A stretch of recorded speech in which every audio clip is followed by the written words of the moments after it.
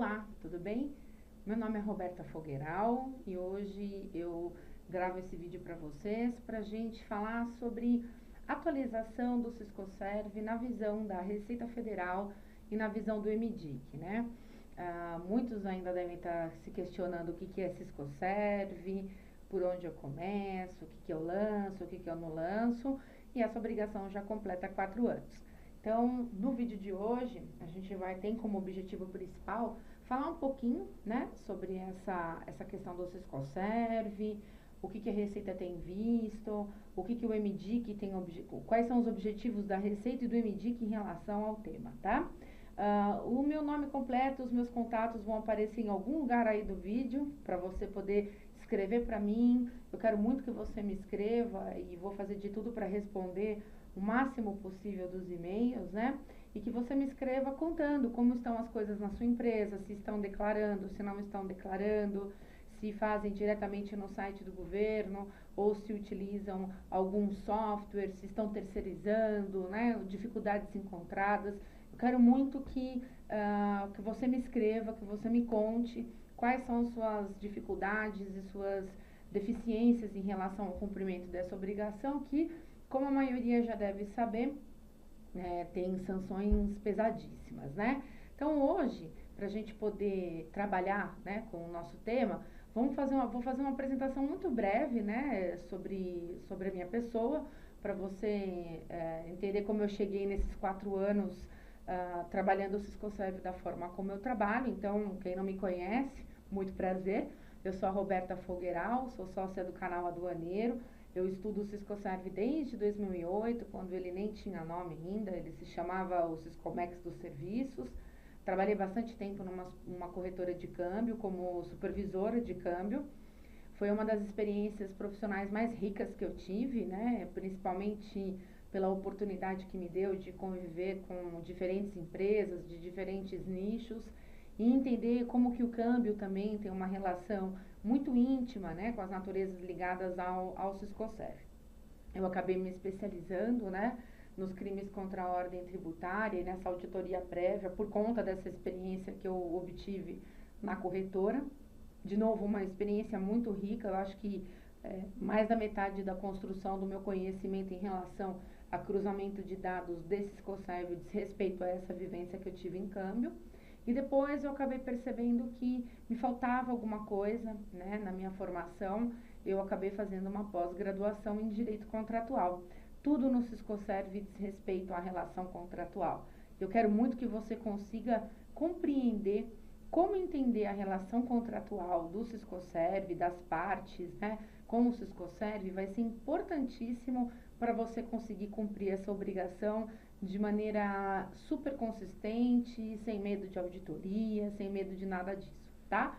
Eu modero alguns grupos na internet, né? Eu modero alguns grupos no LinkedIn, como o Siscoserv Agora, que é o maior grupo que fala sobre esse tema. Também no Facebook tenho a minha página e falo bastante sobre esse tema no grupo do Siscoserv Agora, do grupo do Siscoserv da DEPRE, além, claro, da página do canal Aduaneiro, que a gente tem um compromisso e um objetivo muito grande de publicar conteúdo de qualidade, né?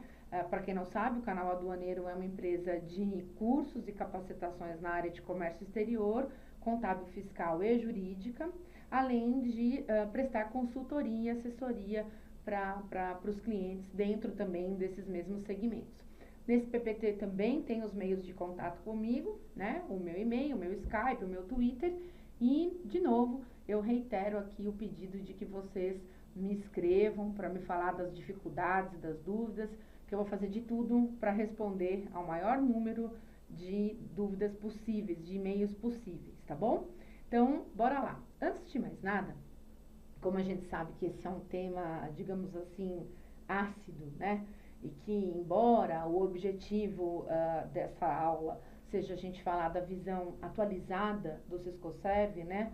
A visão atualizada da Receita Federal e do MDIC em relação ao Siscoserv, é importante a gente começar pontuando algumas coisinhas básicas, né? Sobre o que é o Siscoserv, base legal dele, por que foi criado, só para a gente colocar todo mundo na mesma página, né, para o público ter condições de acompanhar a atualização, mas já tendo uma noção do que é, caso esse seja o seu primeiro contato com o Siscoserv. Lembrando que esse material também fica à sua disposição, tá? Não tem problema nenhum, basta você entrar em contato comigo e eu, sem problema nenhum, vou te ceder. Então, acho que não se preocupe muito em anotar os PPTs, né, o conteúdo, porque ele vai ficar à sua disposição sem problema nenhum, porque o objetivo é que você consiga entender o porquê essa obrigação tem deixado tanta gente de cabelo em pé, e você vai ver que não tem motivo nenhum para isso se você realmente investir em conceito, né, em conhecimento conceitual, tá? Então, o Siscoserv, esse nome enorme do sistema, né, Sistema Integrado de Comércio Exterior de Serviços e outras operações que produzam variação no patrimônio das entidades, né? Você praticamente tem que pegar fôlego para falar o nome do sistema. Um sistema criado no finalzinho da década de 90, começo dos anos 2000, né? Sistema criado com o objetivo de permitir ao governo brasileiro maiores estatísticas sobre o comércio exterior de serviços, até então muito deixado de lado, né? E o objetivo era que o governo pudesse compreender melhor com quem o Brasil se relacionava, como o Brasil se relaciona, de quem compra, para quem vende, como compra. E aí, claro, nós precisávamos de métricas, né? E nós não tínhamos nenhum sistema, nenhuma informação capaz de entregar para o governo, né, ferramentas que pudessem gerar estatísticas para essa criação dessas políticas públicas, para essas políticas de fomento, de desoneração e, de repente, até de onerar determinados mercados, mas para conseguir entender com quem que o Brasil se relacionava. Hoje, o Siscoserv é um sistema pioneiro, né, no segmento de controle de serviços e de intangíveis. Alguns países já vêm observando o sistema com muito carinho, alguns países do Mercosul, outros da Ásia, e você tem notícia que países também da América do Norte têm tido como objetivo conhecer um pouco melhor do sistema e têm gostado muito do que têm visto em termos de controle, né? Então, é um sistema muito, muito importante hoje para o governo, na medida de entregar informações e relatórios consistentes acerca desse mercado até então explorado. No entanto, pessoal, a gente precisa entender que o Siscoserv ele não é um assunto exclusivamente do MDIC, né, do Ministério do Desenvolvimento, Indústria e Comércio Exterior e Serviços agora, né? Recentemente a palavrinha serviços ela veio aí por conceito do sistema, né? O Siscoserv, lógico, para o governo tem esse objetivo, mas ele também é uma base de dados muito importante utilizada pela Receita Federal. E aí, claro, né, meus caros, quando a gente fala em Receita Federal, nós não estamos falando mais de estatísticas, nós estamos falando de cruzamento de dados. Então, essa espiral você vai vendo uma crescente de controle do sistema. O Banco Central do Brasil também que participou da criação do sistema. Eu mesma tive a oportunidade de participar de algumas reuniões de renovação do antigo regulamento do mercado de câmbio e capitais internacionais, que depois foi substituído por algumas circulares do Banco Central que buscaram aí trazer uma qualidade, né, de descrição de natureza de contrato de câmbio um pouco mais alinhada com as divisões dos capítulos e dos serviços dentro do contexto do Siscoserv. E claro que a gente não pode deixar de falar que quando a gente está comentando sobre Siscoserv, é óbvio que a gente está comentando também sobre tributação, né? Sobre IR, PIS/COFINS, CID, IOF, né? A gente está falando de venda de serviços, a gente está falando de critério de competência, de emissão de nota fiscal, né? De serviços que são prestados para o exterior, mas que são prestados aqui no Brasil.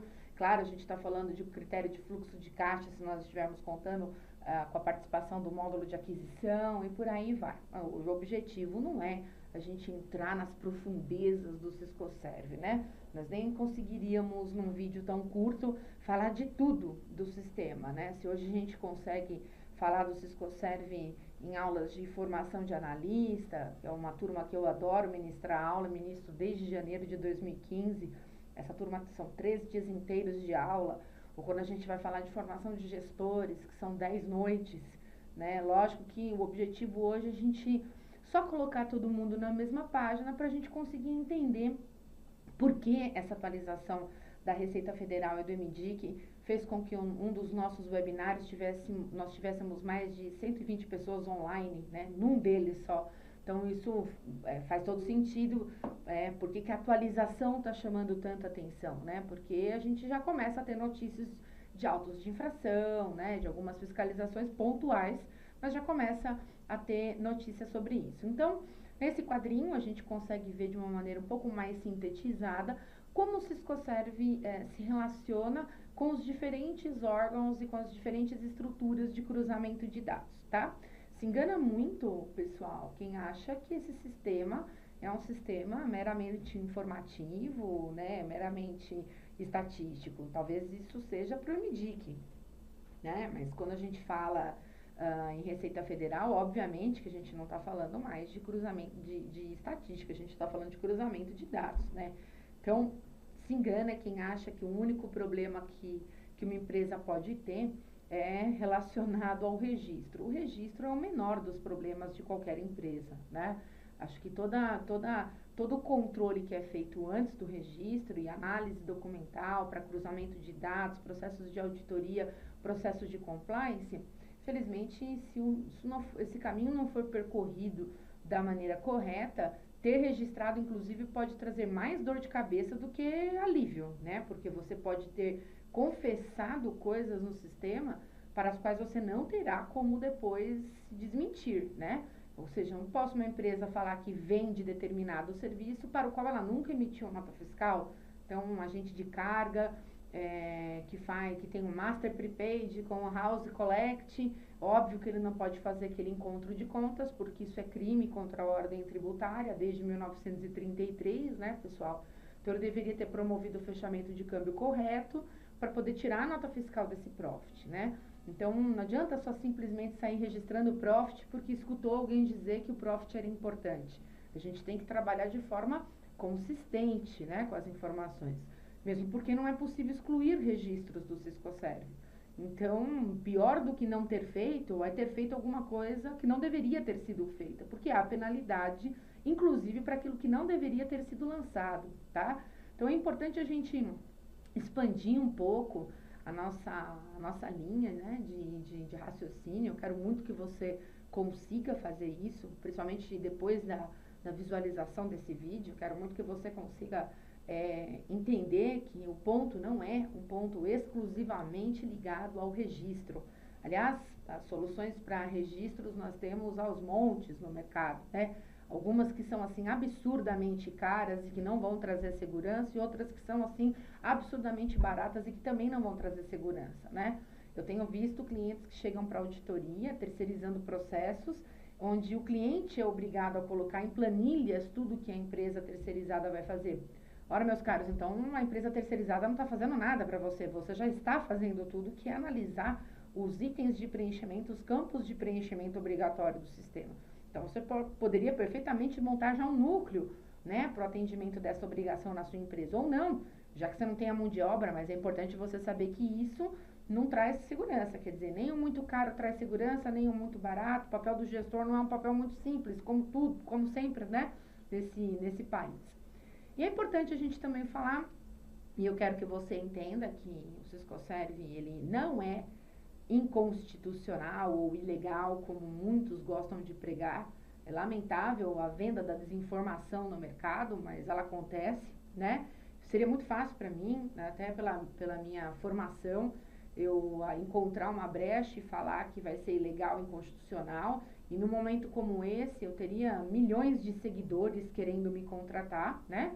Para eu poder dar um jeito da empresa não declarar nada, mas infelizmente eu não posso vender uma coisa que não existe, né? O Siscoserv, ele é constitucional, ele é legal, ele foi criado com base nessa lei que vocês estão vendo aí, que é a Lei 12.546. Então, por meio de uma lei ordinária, foi implementada a regra do Siscoserv, e não há o que se falar em constitucionalidade ou ilegalidade do sistema como origem, né? O que muito vai se discutir no futuro, e eu tenho certeza que o departamento jurídico da sua empresa já deve estar se movimentando para se capacitar e ter condições de questionar os autos de infração é a forma como eventualmente as multas poderão ou não ser aplicadas, né, num futuro próximo aí. Questões ligadas à cumulatividade, proporcionalidade, razoabilidade, eternização do fato gerador, que são conceitos um pouquinho mais jurídicos, mas também igualmente importantes para você tomar decisões a respeito do como cumprir a obrigação.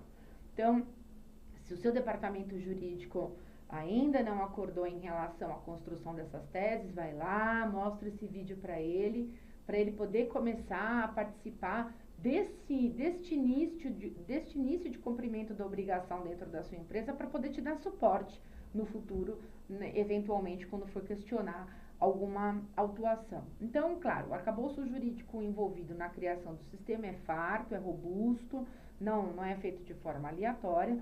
Imagina que o governo e a Receita Federal iam investir pesados na criação de um sistema simplesmente para estatística, que não gerasse nenhum tipo de ônus para as empresas, né? Não faz o menor sentido. Depois, essa historinha da aproximação do Banco Central, agora já se tem notícias de que algumas prefeituras têm manifestado interesse em relação ao sistema, isso porque isso lógico, é uma tendência um pouco mais, acho que a médio e longo prazo, mas é uma tendência de que os códigos utilizados para emissão de nota fiscal, os códigos do ISS, seriam substituídos pelos códigos da ANBS, que é a Nomenclatura Brasileira de Serviços, ok? Então, há uma movimentação muito grande, né, por parte de algumas prefeituras, para conseguir fazer um depara, né? Mas lógico, isso não é uma tarefa para agora e não é uma coisa rápida, mas já sabemos que isso vem sendo cogitado, né, por algumas prefeituras. Depois todas essas portarias do MDI, que é o ato que emana do Ministério, que vão falar de prazos, condições, formas, né, de cumprimento da obrigação. Na sequência, a gente tem as instruções normativas da Receita Federal, que são os atos que emanam deste órgão, mas para falar as mesmas coisas que as portarias que o MDIC emitiu falam, não tem muita novidade. Depois, tudo isso, essas portarias e as instruções normativas viram portarias conjuntas, já que esse sistema é uma base de dados para, no mínimo, 2 órgãos, né, a Receita Federal e o MDIC. As portarias conjuntas repetem novamente aquilo que as portarias e as instruções normativas falaram. Atualmente, pessoal, eu quero que você lembre disso, até para você fazer depois o download desse material de forma gratuita no site do MDIC, né? Nós estamos na 11ª edição dos manuais, vejam, 11 edições dos manuais, com muita gente que nem sequer ouviu falar da obrigação, completou 4 anos em agosto, né? Então, nós estamos na portaria conjunta 768, portaria que aprovou a 11ª edição dos manuais. Então, assim, meus caros, vocês não precisam pagar para ter acesso a nenhum manual do Siscoserv, né? Eles estão gratuitos no site do MDIC, não tem sentido nenhum, e eu já vi, inclusive, empresa dando manual de brinde. Então, e o usuário, o contribuinte, de uma maneira geral, ele é um pouco culpado, né, de se permitir essa propagação de desinformação. Seu aliado, pessoal, e eu quero que você use isso como um aliado forte, é a leitura dos manuais, né? Então, você quando lê o manual, você fica mais crítico, você fica com mais embasamento. A portaria conjunta é um ato jurídico para dar respaldo jurídico dos motivos pelos quais você realizou um registro de uma forma ou de outra. Então, acessem o site do MDIC, lá vocês vão conseguir baixar também toda essa base legal com os links oficiais para o site do Planalto, tá? É www.mdic.gov.br, né? O site do Ministério que muitos já estão assim até bem habituados, né? Quem que é o público-alvo do Siscoserv? Nós temos as empresas de direito público, as pessoas jurídicas de direito público e as pessoas jurídicas de direito privado, né? Quando a gente fala das pessoas jurídicas de direito público, nós estamos falando de fundações, de autarquias, município, estado, União, né? Distrito Federal, Exército, Aeronáutica. Quando a gente fala das empresas, das pessoas jurídicas, né, de direito privado, nós temos as empresas optantes pelo lucro real, presumido, algumas optantes pelo simples, porque, em regra, As empresas optantes pelo Simples, elas ficam dispensadas de registrar no Siscoserv, exceto se a operação em si tiver algum mecanismo de apoio, fomento ou suspensão fiscal. Esses mecanismos de apoio, fomento e suspensão fiscal, eles estão presentes lá nos manuais, eles se chamam mecanismos de enquadramento, ok? Então, basta que você acesse o manual, veja quem são os mecanismos de enquadramento, e se a operação em questão tiver um mecanismo de enquadramento, ele passa a ser obrigado a declarar aquela operação no Siscoserv. Temos também obrigações ligadas à pessoa física, né? As pessoas físicas, quando exploram profissional e habitualmente alguma atividade com objetivo de lucro, então um intérprete, né, um médico, um artista, um advogado, um profissional liberal, automaticamente essa pessoa física precisa declarar as operações no Siscoserv, independentemente do valor da transação, porque elas exercem habitual e profissionalmente alguma atividade com objetivo de lucro. Essa operação não pode se confundir com o envio daquele técnico para o exterior, daquele funcionário para o exterior, porque daí a gente tem as cotas já atualizadas por algumas soluções de consulta, inclusive, né? Onde a gente pode ter tanto obrigações por parte da empresa, quanto podemos ter obrigações dos funcionários. E a gente está falando, pessoal, daquelas despesas ligadas com acomodação, né? Com hospedagem, com alimentação, com passagens aéreas, né?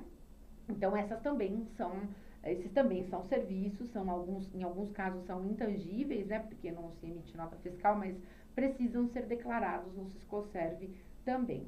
A conexão de dados continua a mesma, então o eCNPJ, né, tem que outorgar poderes para que um eCPF realize essas transmissões em nome daquele CNPJ. 2 alertas eu faço aqui para você, gostaria que você prestasse bastante atenção nisso agora. É na figura desse eCPF. Se a todo momento nós estamos falando do compliance de Siscoserv como uma coisa importante, se a gente está falando de cruzamento de dados como uma coisa importante, né, inconsistências, câmbio, departamento fiscal, contábil, jurídico, eu não posso delegar essa função para qualquer pessoa, né? Se eu estou trabalhando com a possibilidade de registrar internamente, eu preciso capacitar meu funcionário. Então, eu estou falando de capacitação, 2 pontos importantes. Capacitação de mão de obra e um segundo ponto, confidencialidade de dados.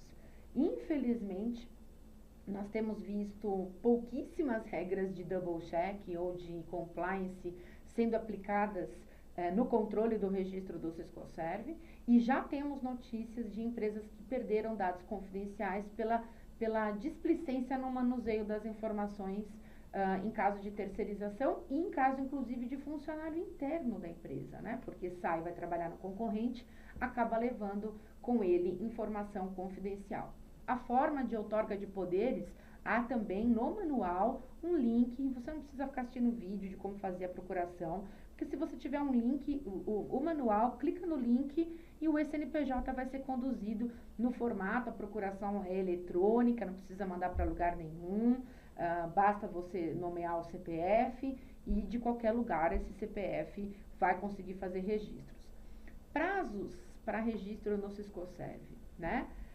Uma coisa que é um mito, e todo mundo repete como se fosse um mantra, é que se eu tiver câmbio, eu tenho Siscoserv, e se eu não tiver câmbio, eu estou dispensado. Isso nunca esteve escrito em lugar nenhum, né? Muito pelo contrário, nas 11 edições dos manuais que tivemos, nós temos lá que o Siscoserv, ele independe de câmbio, do meio de pagamento ou da exigência de um contrato formal, porque os contratos também podem se apresentar como invoices, notas de débito, notas de crédito, claro, se foram construídos com força de contrato, mesmo que não se chamem contrato, vão ter essa força. Mas, de novo, o jurídico precisa ajudar, né? O jurídico precisa aplicar conceitos que são conceitos técnicos do direito civil, principalmente os conceitos da escada pontiana, de Pontes de Miranda, para poder dar para aquele documento força de contrato, né?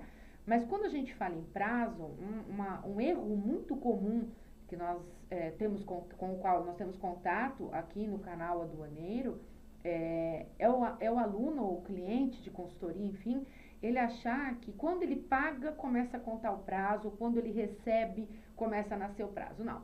Os prazos começam a fluir no Siscoserv a partir do momento em que um serviço é iniciado. Então, os serviços iniciados até 31 de dezembro de 2013, nós tínhamos o prazo de até o último dia útil do 6º mês subsequente ao início da prestação de serviço. Então, nós tínhamos um prazo mais do que razoável, né, para conseguir fazer esse registro.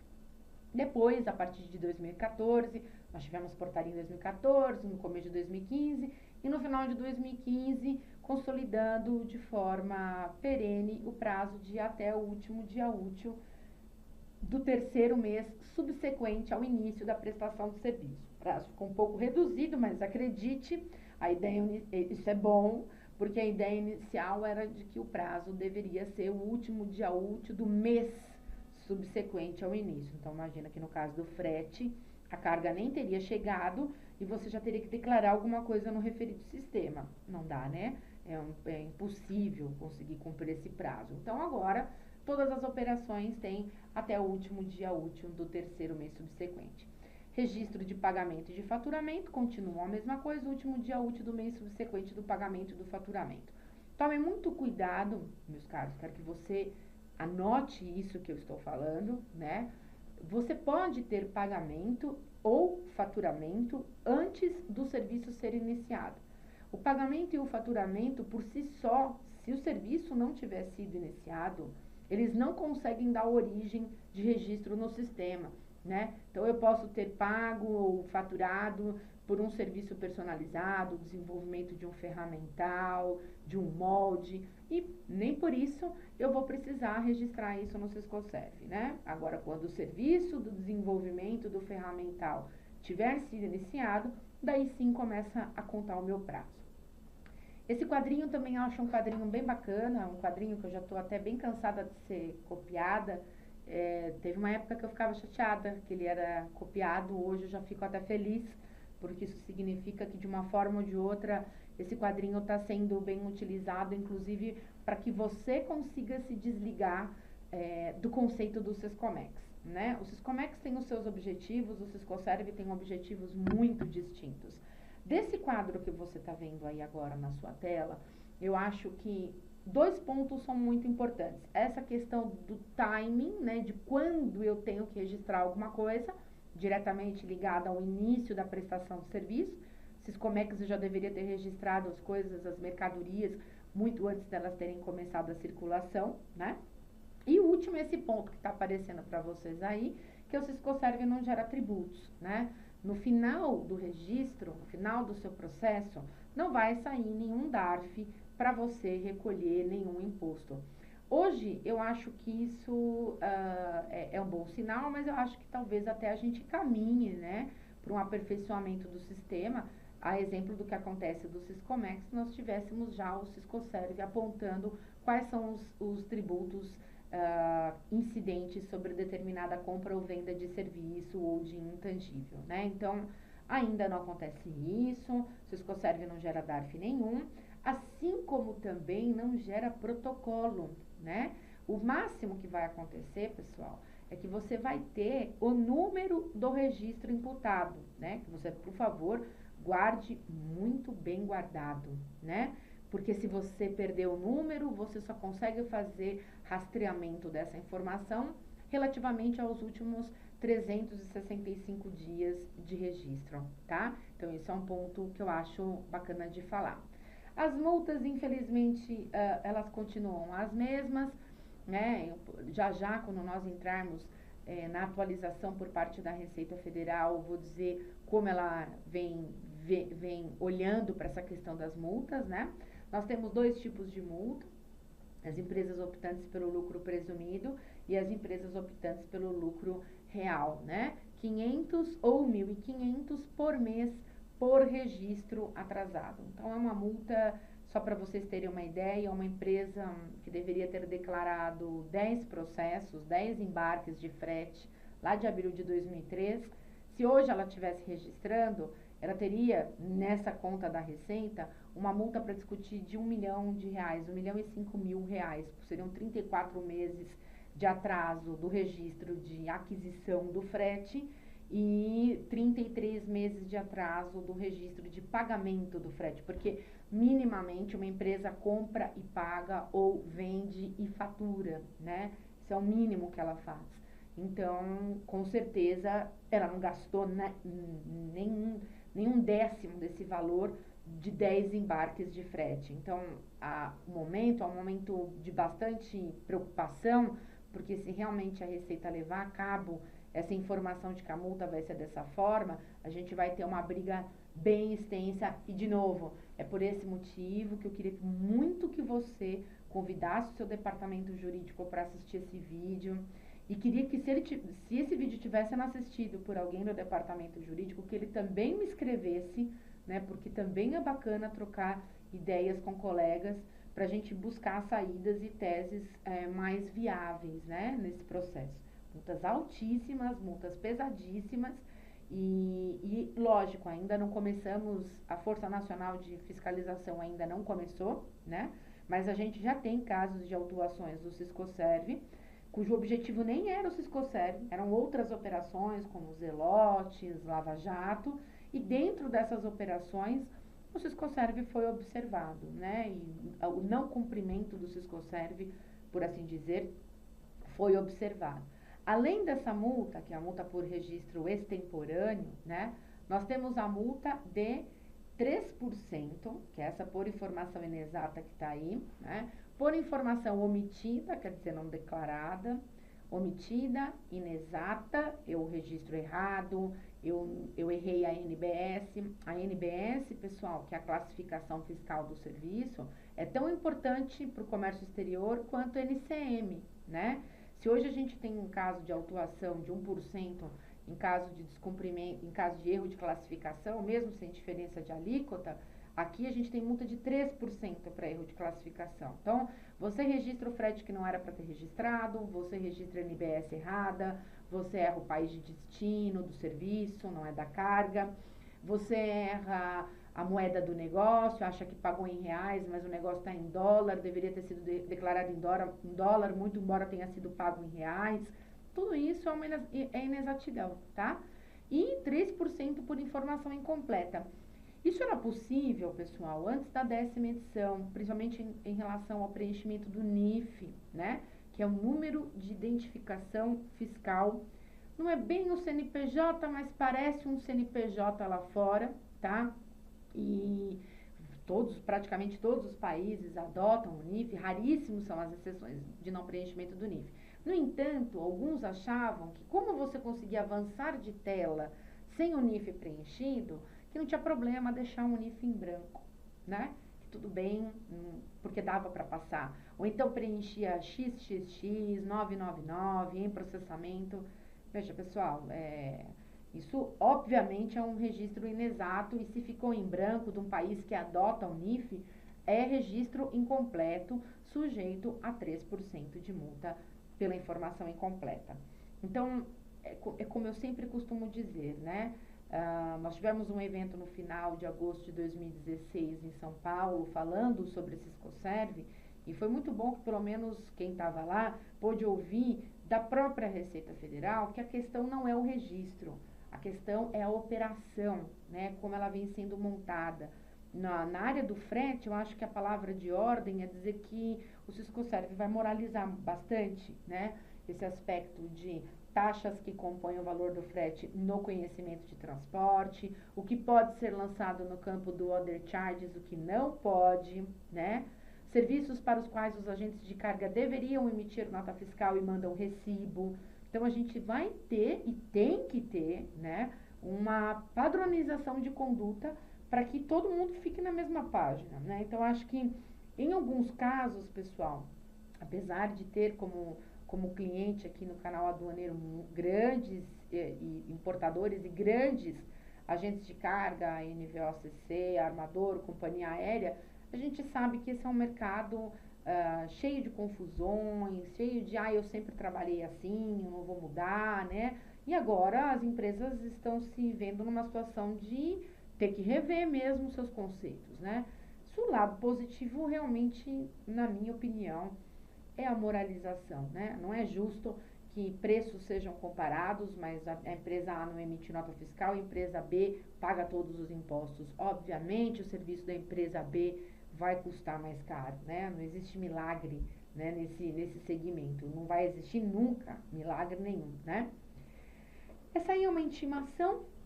Eu sempre gosto de trazer para vocês, porque as pessoas têm uma tendência de achar que é mentira, que não está acontecendo, né? Então vejam a data aí, esse é um termo de intimação de 2016, né? De um cliente nosso aqui, do canal Aduaneiro. E eu quero que você dedique alguns segundos, enquanto eu falo, para ler o que está nessa intimação, né? Veja que, aliás, esse é o teor inteiro da intimação, é importante dizer, não tem mais nada por trás disso. Esse cliente era um cliente que estava registrando seus processos, alguns deles atrasados, tá? E ele recebeu a intimação lá no ECAC, né, no domicílio eletrônico, e ele foi intimado a prestar esclarecimentos de que tipos de frete eram esses, de processos de frete eram esses, que ele estava registrando em atraso no Sisconserv. Se eram os fretes já incorporados aos bens e mercadorias declarados no Siscomex ou não. E, obviamente, a resposta a essa intimação foi dada com base, inclusive, naquilo que a gente sabe sobre Incoterms, naquilo que a gente sabe sobre relações contratuais, né? Naquilo que a solução de consulta 257 de 2014 ensinou, que é a consulta paradigma, consulta utilizada como, inclusive, como fundamentação de todas as demais soluções de consulta que foram publicadas sobre o tema. A intimação foi arquivada e, obviamente, isso não significa que esse cliente não vai ser autuado. Pode ser, eventualmente, que ele seja autuado porque, de fato, alguns registros estavam atrasados, ok? E só para a gente dar um passeio muito rápido, até para a gente entender que Sisconserv não é um assunto só de frete, também não é um assunto só de Comex, porque chama obrigação acessória, da qual eu, desculpa, ouso discordar, porque não vejo questão de acessoriedade nenhuma, né?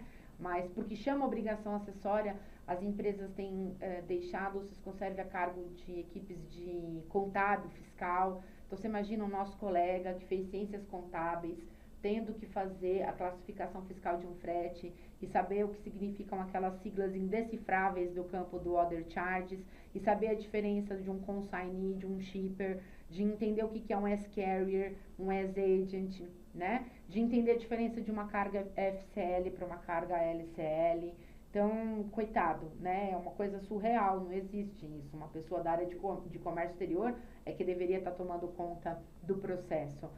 Por outro lado, eu também não posso pedir que um profissional de comércio exterior vá analisar um contrato de royalties, de cessão de imagem, de software, de qualquer outro tipo de serviço, que daí o objetivo é cruzamento de dados com tributos. Então, a gente precisa ter uma pessoa, né, um profissional, cada vez mais multidisciplinar. Nessa obrigação, pode ser um profissional da área de comércio exterior para fazer frete, né? Para fazer todo o resto, ele provavelmente vai precisar de muita ajuda do pessoal da área jurídica e da área de contábil fiscal e vice-versa. O contábil fiscal vai precisar de muita ajuda da área de Comex se quiser cumprir a obrigação relativa ao registro do frete, tá?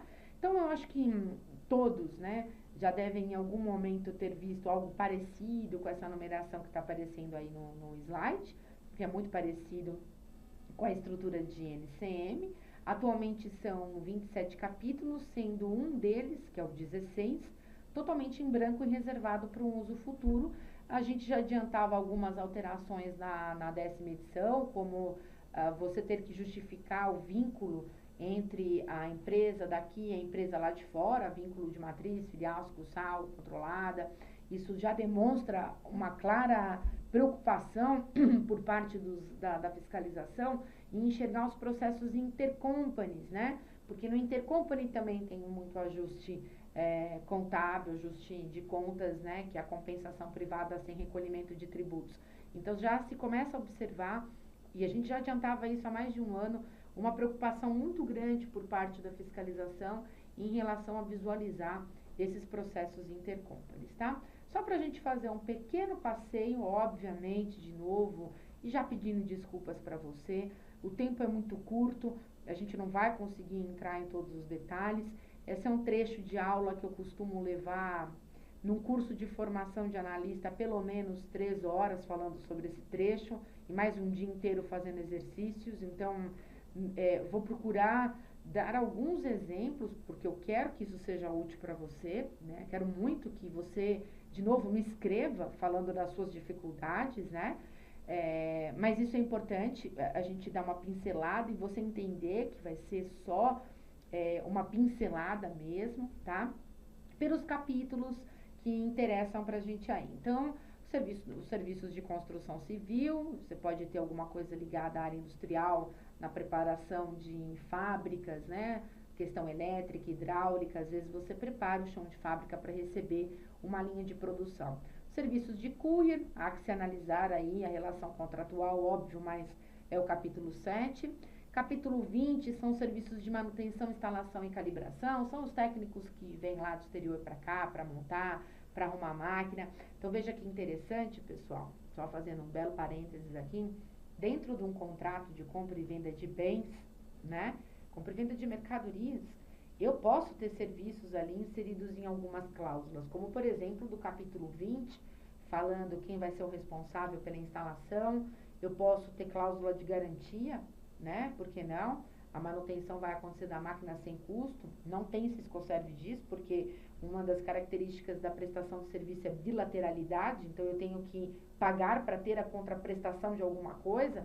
Se o serviço é unilateral, não há o que se falar de Siscoserv, porque só vai, não volta, né? Nada. Mas a gente tem frete, a gente pode ter software, né? Ligado à instalação da máquina. Então, veja, só para fazer um parênteses, um simples contrato de compra e venda de bens pode trazer para a gente muita coisa a ser discutida no âmbito do Siscoserv, tá? Capítulo 3, fornecimento de alimentação e bebidas. Aqui eu tenho essas hospedagens desses técnicos, desses funcionários que se deslocam a trabalho, né? Hospedagem, alimentação, tudo ligado nesse capítulo 3, tá? Inclusive com criticidade assim absurda, só para vocês saberem se é fast food, se é self-service, vai mudar a nomenclatura, tá? Capítulo 13, jurídicos e contábeis, o nome está bem intuitivo. No 14, pessoal, a gente tem um montão de serviços perdidos, desde análises técnicas em amostras, né, composição, tenacidade, durabilidade, escala Pantone, serviços ligados às agências de turismo, porque elas também ganham alguma coisa muito parecida com o profit do agente de cargas, que é essa comissão por intermediar compra e venda de passagens, de hospedagens, né? Nós temos propagandas, como por exemplo, aquele link patrocinado da empresa no Facebook, né? É uma relação contratual entre um residente domiciliado no Brasil e um não residente, passível de registro. Então, capítulo que tem um montão de serviços soltos, esses foram apenas alguns, nós temos muitos outros mais, tá? Capítulo 20, impressão, publicação e reprodução, o nome também é bem intuitivo, tranquilo. 26, nós temos manicure, cabeleireiro, tinturaria, os hotéis precisariam prestar muita atenção nisso no capítulo 3 e no capítulo 26, porque existem uma série de serviços que os hotéis prestam para não residentes que não estão sendo declarados, né, e que poderão dar muita dor de cabeça a esse tipo de empresa. Mas eu posso ter, por exemplo, um artista que veio gravar um vídeo ou veio gravar uma propaganda aqui no Brasil e trouxe o staff com ele. Então, além do direito de utilização de imagem desse artista, eu vou ter também esse staff que ele trouxe, né, para fazer a preparação dele. No capítulo 2, além, claro, dos serviços de despachante aduaneiro, isso, o agente de carga, que é emissor de um conhecimento de transporte, veja, lembrando que emissor é muito diferente de impressor, né? Emissor é uma figura jurídica muito complexa, não é qualquer um que pode ser emissor, né? Mas o emissor de conhecimento de transporte no agenciamento de carga pode ter registros de desembaraço aduaneiro para fazer, principalmente exportação, classes de Incoterm D, ligadas ao desembaraço lá fora, tá? Então, essa história de que o agente de carga nunca declara frete também não é verdade. De novo, vem da desinformação, né? Então, é importante a gente entender que a pergunta não é quem lança o frete, mas quem contratou o frete, quem assumiu a condição de transportar, né? Essas são perguntas muito válidas a serem feitas por um processo de uma maneira geral. No serviço de distribuição de mercadoria, ainda no capítulo 2, eu vou ter aquela comissão de agente da exportação, né? Aquele que é gravado lá no RE e as comissões contratuais. Serviço 10, imobiliário, serviços de locação. Isso tem aparecido bastante agora, porque as empresas têm optado não mais encaminhar funcionários para hotéis e fazem aluguel de imóveis num site de aluguel de imóveis internacional, né? No 18, eu tenho participação em congressos, montagens de stand, eu tenho até desinfecção e extermínio de pragas no exterior, que é uma fumigação, né? Eu tenho serviços de recrutamento e seleção de pessoal, por exemplo, uma vaga que a empresa disponibiliza no LinkedIn, tá? No 9, eu tenho alguns serviços de seguro, muita cautela na análise contratual dos serviços que envolvam o seguro internacional. Porque, por determinação da SUSEP, a gente não pode contratar seguro no exterior, né? Se você tiver uma autorização expressa da SUSEP é uma coisa, caso contrário, não confunda emissão da apólice no Brasil e abertura de conta no exterior. Eu posso ser uma companhia brasileira com uma conta no exterior, tá? Isso pode acontecer também. Capítulo 9, serviços financeiros e relacionados, que é essa questão do leasing, como já comentei. TI, serviços de TI, né? Instalação, manutenção de hardware, etc. No capítulo 4, são os serviços de transporte de passageiros, né? Serviços de transporte em aeronaves, embarcações. No 5, transporte de carga, que é o frete internacional. 6, capítulo ligado aos agentes de carga, tá? Capítulo 11, arrendamento mercantil operacional, ok? Principalmente ligado à locação, né? Locação de máquinas, colheitadeiras, aeronaves, né? Propriedade intelectual, royalties de toda forma, de todas as espécies, franquias empresariais, né? E os softwares, né? O software a licenciamento de uso de programa de computador está no capítulo 11. 12, pesquisa de mercado, né? Pesquisa de opinião pública. 25, recreativos, culturais e desportivos, o nome é intuitivo. 27, sessões e contrato de licenciamento e de cessão são dois contratos completamente diferentes. 8, transmissão e distribuição de eletricidade, é um caso mais raro para a gente que está fora da fronteira, mas quem está perto da fronteira é um caso mais comum, né? 17, telecom, temos serviços de Dropbox, temos os serviços também ligados a conference call na internet, né? Que são os serviços de VoIP. 19, serviço de apoio às atividades agropecuárias, também o nome é bastante intuitivo. 22, serviços educacionais, treinamentos de todas as formas estão nesse capítulo. 23, relacionados à saúde humana, eu posso ter um hospital aqui atendendo um paciente, né, um estrangeiro que está aqui no Brasil precisa de atendimento e vice-versa. Posso ter uma questão de um expatriado, o contrato de expatriado precisa ser analisado, assim como o contrato de cost sharing, ou management fee, né, o compartilhamento de serviços entre empresas de um mesmo grupo, também precisam ser bem avaliados, tá?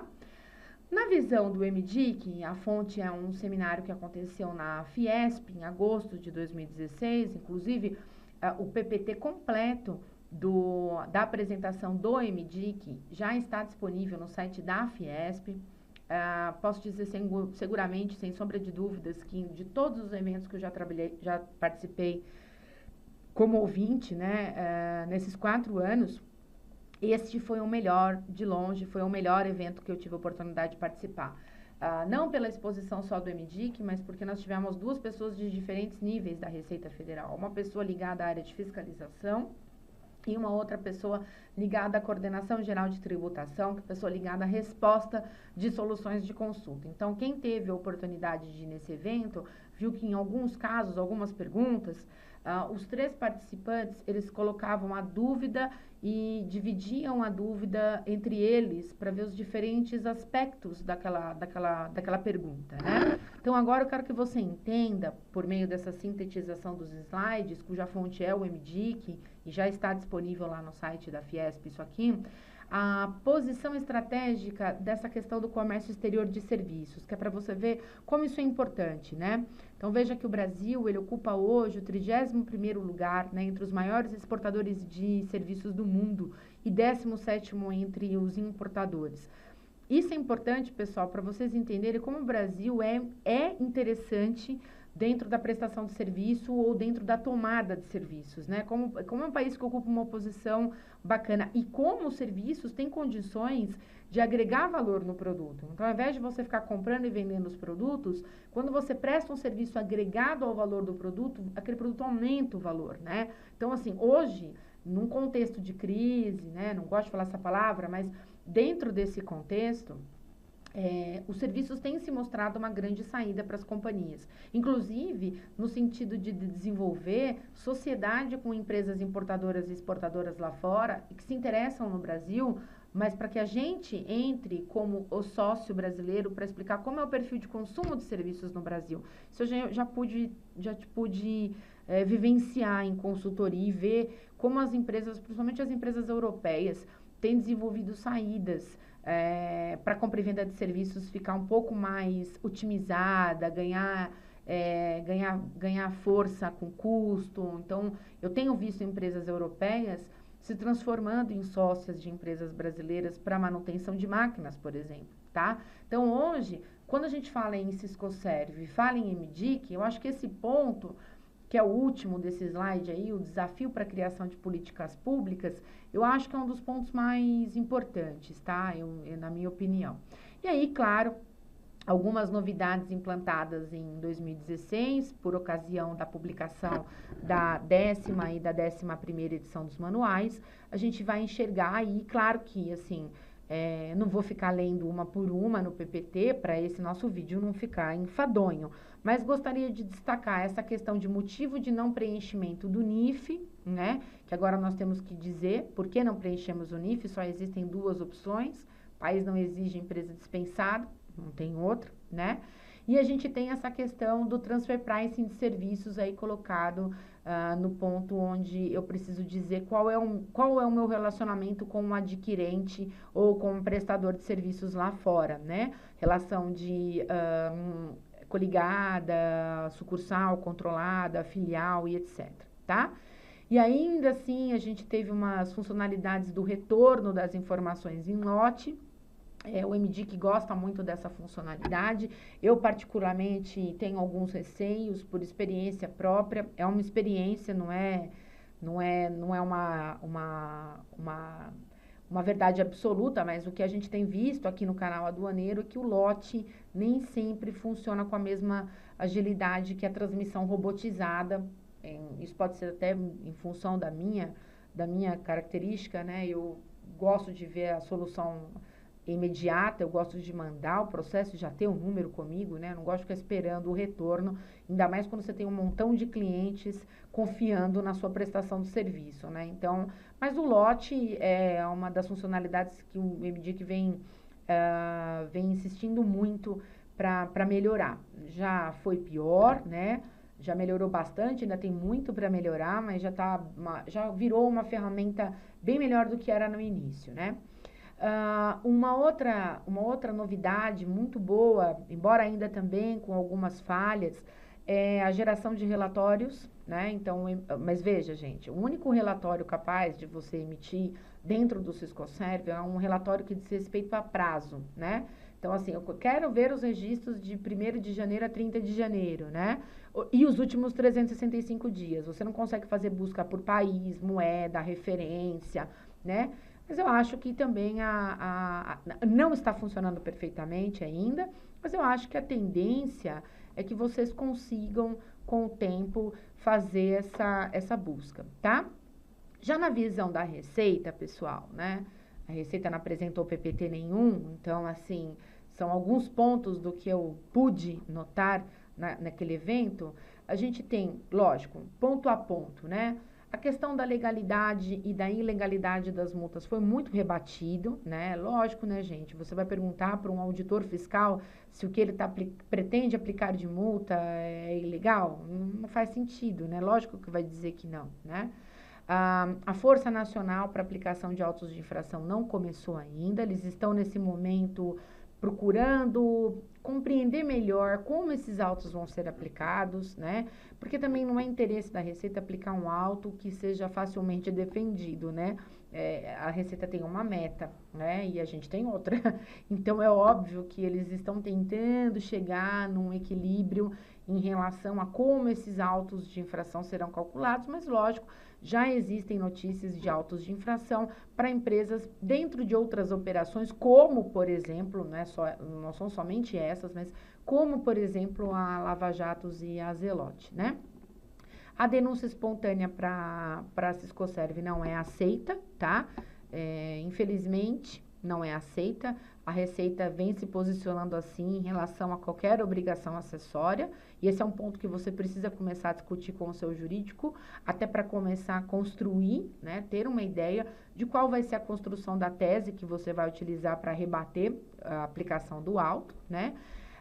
Não há uma data de início, né, pessoal, para fiscalização. Essa pergunta foi feita, mas você imagina se a Receita Federal vai dizer quando, né, que dia, que horas a autuação vai começar, né? Não existe isso.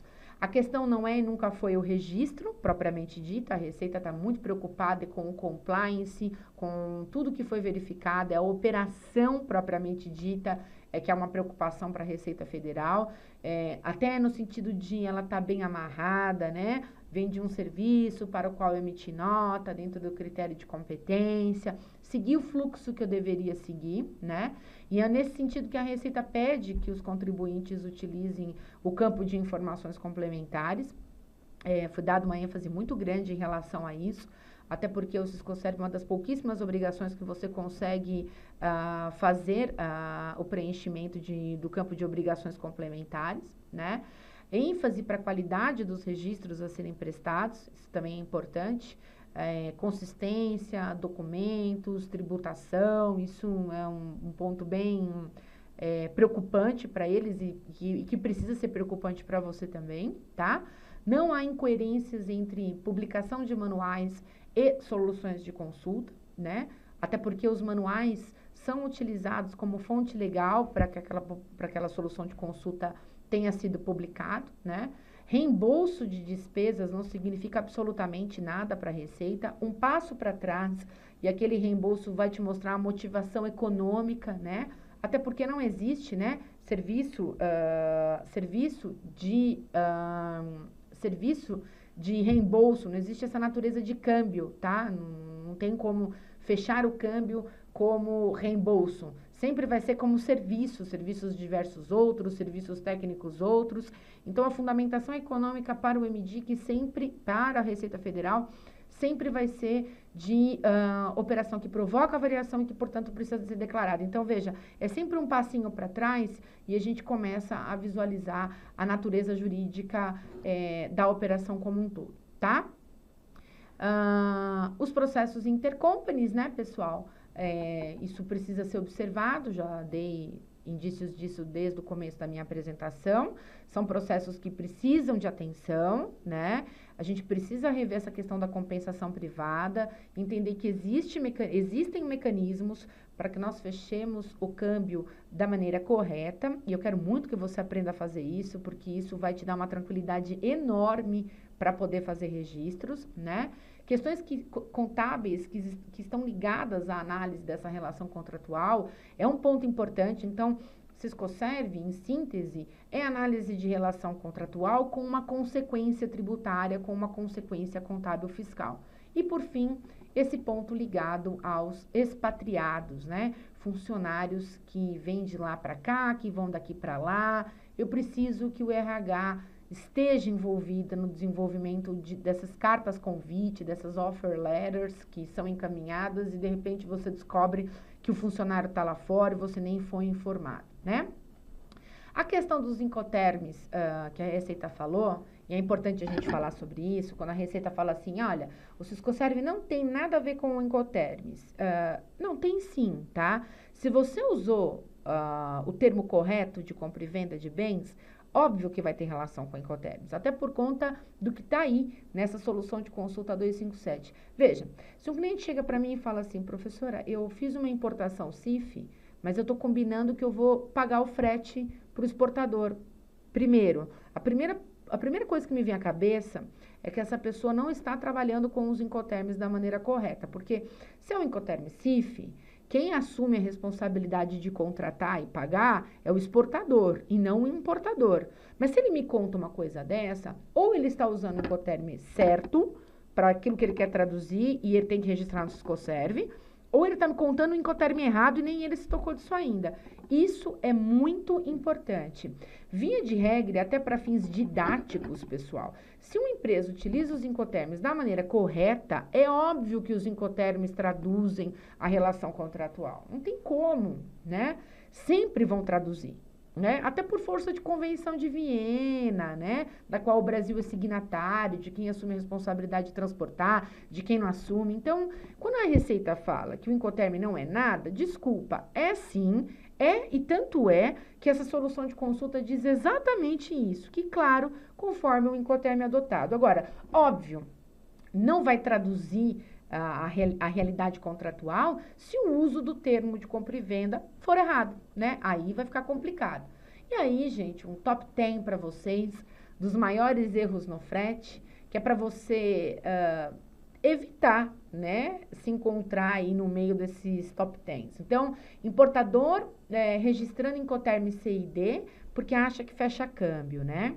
Aí não registra IF, porque acha que contrata o agente de carga no Brasil. E é muito importante que a gente consiga distinguir, né, a figura de um agente de carga para um emissor de conhecimento de transporte, né? E, de novo, eu quero muito que você consiga fazer uma análise muito crítica das suas relações contratuais. E para isso eu preciso que você leia manuais, que você assista esse vídeo até mais de uma vez, se for necessário, porque é muita informação técnica, né? Não tem como. A operação de trading company, esse é um erro muito comum em Santa Catarina. Pessoal, sem querer dizer que o estado de Santa Catarina erra e o outro não erra.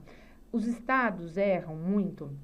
E aí vou falar porque como eu viajo para vários estados, para várias cidades no país todo, eu vejo isso. Se você está aqui em São Paulo, a sua tendência é ligar para alguém que está aqui em São Paulo para perguntar como ele faz. Se ele estiver fazendo errado, aquilo vai replicando num erro, quando você vai ver se vai ser um erro comum do estado de São Paulo.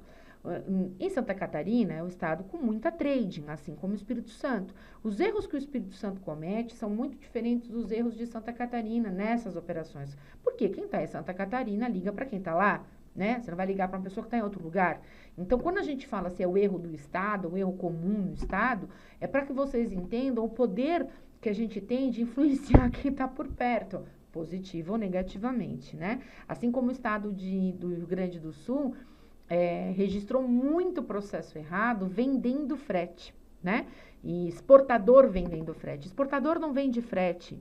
Nós já temos soluções de consulta publicadas sobre isso. Quero muito que você anote os números dessas soluções, que é para você depois ir procurar, ir ler e me escrever se tiver dúvida, não tem problema nenhum, tá? São as soluções 222 e 226, ambas de finalzinho de 2015, tá? Soluções de consulta que são, assim, aulas sobre contrato de seguro e quem pode ou não vender frete, tá? Então, na trading, operação por conta e ordem, o adquirente não está registrando nada porque acha que é a trading acha que tem que registrar tudo, não registra encomenda, né? Uma mistureba de conceitos, né? Atrelar contagem de prazos ao momento do registro do pagamento é um erro, como a gente já falou logo no comecinho, o exportador vendendo frete é outro erro. Agente de carga registrando o frete de importação, quando só agencia, e não registrando o profit. E aí, achando que só tem que registrar profit, no processo de expo, no qual ele é o emissor do conhecimento de transporte, Aí ele não registra nada porque ele ouviu dizer que era só profit, então isso é uma confusão enorme e que ainda acontece muito, né? E não observar os incoterms na hora da classificação do frete pode te dar dor de cabeça, porque, por exemplo, se nós estivermos diante de uma importação ex-works, é óbvio que nós estamos falando de frete multimodal, né? Ainda que lá em cima no contrato não esteja escrito multimodal, o campo do other charges pode evidenciar um inland e etc, tá? Então, assim, por onde vocês devem começar? E aí, essas são sugestões que eu gostaria que você parasse para analisar, para olhar o seu processo, para você extrair o que é de melhor dessa videoaula que eu estou gravando para você, sem problema nenhum, que me escrevam, que tirem dúvidas, tá? Então, acho que assim, realizar um mapeamento e um diagnóstico detalhado das suas operações. É o que a gente fala de passar o pente fino, fazer entrevistas com as áreas, né? É o que a gente no canal aduaneiro costuma fazer quando a gente desloca, né, um consultor para as dependências de cada cliente, para ficar 1, 2, 3, uma semana, né, nesse cliente, para conseguir entrevistar todas as áreas e juntar os casos, né, e poder fazer uma avaliação macro, né? Eu quero muito que você consiga fazer isso antes de sair registrando qualquer coisa no Siscoserv, né? E lógico, se você não é gestor e está assistindo esse vídeo, mas é o executor, você tem que posicionar o gestor de todos os riscos envolvidos no não cumprimento dessa obrigação de maneira compliance, de maneira adequada, para que ele possa avaliar se ele vai querer fazer denúncia espontânea, se ele vai entrar com pedido de interpretação da legislação, se ele terceiriza, se ele não terceiriza. Eu acho que isso são pontos que decorrem de um bom posicionamento de um gestor. E, claro, capacitar equipes, né? As mãos de obras, né? Quer dizer, os funcionários que vão pôr a mão na massa, eles estão, assim, com perdão da expressão, abandonados pela instituição, né? A empresa acha que fulano faz um curso, assiste uma videoaula e no dia seguinte vai conseguir fazer registros. Não é assim. Formar um analista de Siscoserv com uma exigência de habilidade multidisciplinar não é uma coisa que acontece do dia para a noite, né? É uma coisa que demanda tempo, tá? E aí, algumas das grandes dificuldades encontradas pelas empresas para que você possa mostrar isso para aquela pessoa que não teve tempo, não teve oportunidade de assistir ao meu vídeo, mas que também encontra essas dificuldades, você poder mostrar para esses gestores o quanto é importante a gente vencer essas barreiras. Desse slide que você está vendo aí, eu acho que o ponto mais sensível, mais importante, seria essa falta de compreensão da legislação e dos manuais, esse primeiro item aí. Eu acho que esse é um item que eu tenho escutado muito em consultoria e em sala de aula, né? Ausência de controles internos, ausência de fluxogramas bem estabelecidos, ausência de controles internos, né? Para poder avaliar as inconsistências que podem surgir desses registros equivocados. Então, isso tem se mostrado um problemão, né? De novo, cai na falta de contingente, tá? E por fim, pessoal, eu gostaria de ajudá-los dessa forma que eu vou mostrar agora, né? Eu gostaria de ajudá-los com a questão do planejamento, né, com a redação da política interna, compliance, que essa é uma atividade que me dá muito prazer, porque eu consigo ver, né, o cliente colocando em prática e criando regras internas para que as áreas cooperem, para que essa obrigação seja cumprida, né? Quero muito poder te ajudar com essa questão do levantamento, da execução, mapeamento, diagnóstico, né? Um trabalho muito sério, né? Fazer um pente fino muito forte nisso, verificar as operações sobre vários aspectos, sobre o aspecto cambial, contábil, fiscal, contratual, não simplesmente entregar um código de NBS na mão do cliente. Acho que a consultoria é uma coisa muito mais profunda, né, do que simplesmente NBS. Todas essas consultorias são feitas em company, só são feitas de maneira remota quando o cliente prefere assim, tá? E depois o critério de acompanhamento para auditoria. Aqui, esse material fica totalmente à sua disposição. Alguns dos tipos de consultoria que o canal aduaneiro pode executar. tá? Na extração do Siscomex e do Siscoserv, a vantagem muito grande desses dois extratores é cruzamento das informações extraídas para fins de auditoria, né? Auditoria interna. Então, hoje, nós atendemos empresas que prestam serviço de auditoria, parceiros de negócios, como despachantes aduaneiros, agentes de carga, escritórios de contabilidade, escritórios de advocacia, inclusive respeitando muito essa questão de confidencialidade e não abordagem de cliente, né? Nós temos softwares para isso, nossa equipe não precisa ter contato com o cliente para que a gente consiga prestar o serviço de qualidade e ainda fortalecer esse nosso afiliado, esse nosso parceiro, tá? Lá no site do Canal Aduaneiro, também, no www.canaladuaneiro.com.br, tem todos os detalhes do nosso programa de afiliados, que eu queria muito que você entrasse e você visse como é que você pode transformar a tua empresa numa afiliada do Canal Aduaneiro e gerar receita, né, com essas indicações e com esse trabalho, tá?